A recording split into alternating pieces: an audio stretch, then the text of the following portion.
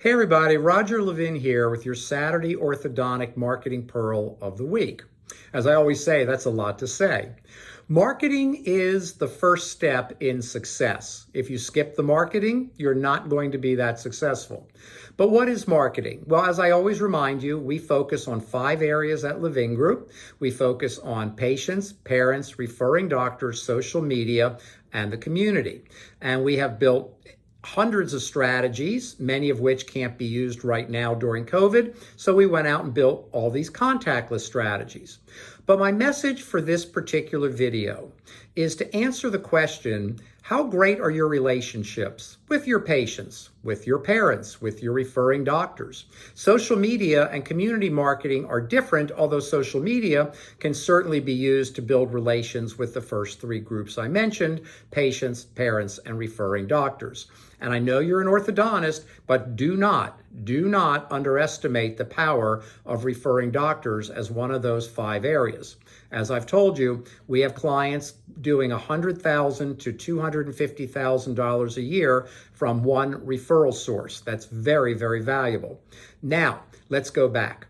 Long ago, I was introduced to a concept that is brilliant, and I have spent most of my adult life working to be better at it. I'd like to tell you, I'm perfect, I've got it, I'm great, but I have to remind myself pretty regularly.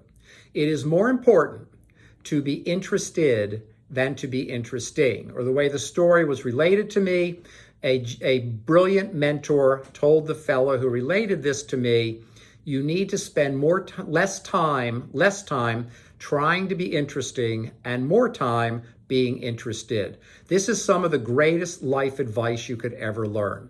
Because here's what's happened. When you are interested in other people, your patients, I know they're kids, but there's still human psychology that applies. Your parents, your referring doctors, when you are interested in them, it automatically triggers a belief on their part that you care. Maybe less with the kids and they just want to win the next Xbox, but certainly with parents and with referring doctors. We have an orthodontist that's a client that recently was talking to a parent about the child. The child was sent out of the room, his part was finished, and the parent had a couple of questions, and all of a sudden she broke down in tears. And she said, I'm so sorry to do this to you, but you just seem to care. And she shared some personal information that is not important for this video. What's important is she felt comfortable enough with this orthodontist to break down in tears and share her story. And she wasn't looking for any help. She just wanted to talk to somebody about it. And it happened to be this orthodontist. By the way, this was a male orthodontist and a mother of a patient. So it wasn't even a woman sharing this with another woman. Very interesting that in this dynamic, she felt so comfortable that she just broke down in tears and shared her story. The bottom line is, that practice demonstrated interest in her. If they have never shown interest, she wouldn't think to do that in front of them or with them just as a friend, as someone who cares. That's a deep, deep response. And I admire this orthodontist and his team so much for creating that type of environment. So referral marketing has many components. We look at strategies, we look at relationships, we look at contests, we look at deliveries, we look at social media. There's so many areas to look at in the complexity of the 5 focus areas of an orthodontic practice, but you can accentuate all of them when you are interested and not trying to be interesting. Okay, how does this apply to you?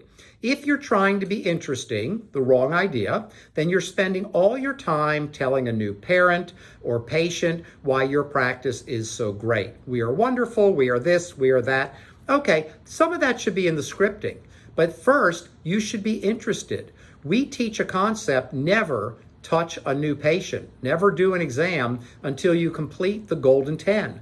What are the golden 10? Learning 10 new personal things about that new patient. Okay, 10 personal things. Why?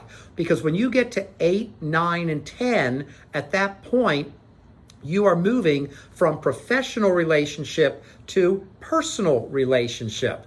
And that's fantastic, because when people have a personal relationship, which you want to drive through all your marketing, not only for the new patient, it should come through in your marketing. When you have a personal relationship, people like you, and people who like you trust you, and people who trust you buy from you. As I have said 10,000 times, I'm sure, make your patients and parents your friends. Have a whole practice full of friends, and you will never have to worry about getting referrals for new patients. Make your referring doctors your friends. Let's get rid of the lazy factor, the X lazy factor, X as in the letter X, the X factor, and let's spend a little time being friendly and friendlier with our referring doctors. A lot of the reason referring doctors aren't referring is they don't really have a reason to. They don't have that level of relationship, that feeling, that friendship that will drive them to refer to you. So as you look at your future, think about this. Don't work so hard to be interesting. Work very hard to be interested and curious about other people.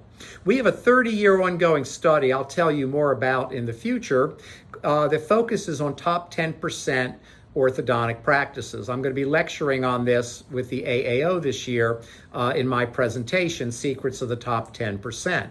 And one of the things that we have learned about the top 10% is they tend to be curious, and that natural curiosity, especially with a treatment coordinator, and it's great if it's a doctor, that natural curiosity has them come across as interested. And as Dale Carnegie taught in his landmark book, How to Win Friends and Influence People, if you show a sincere interest in other people, they will appreciate you, they will love you, and they will be loyal to you. You'll never have to worry about patients if you start being interested. As always, I wish you orthodontic practice success and increased practice production.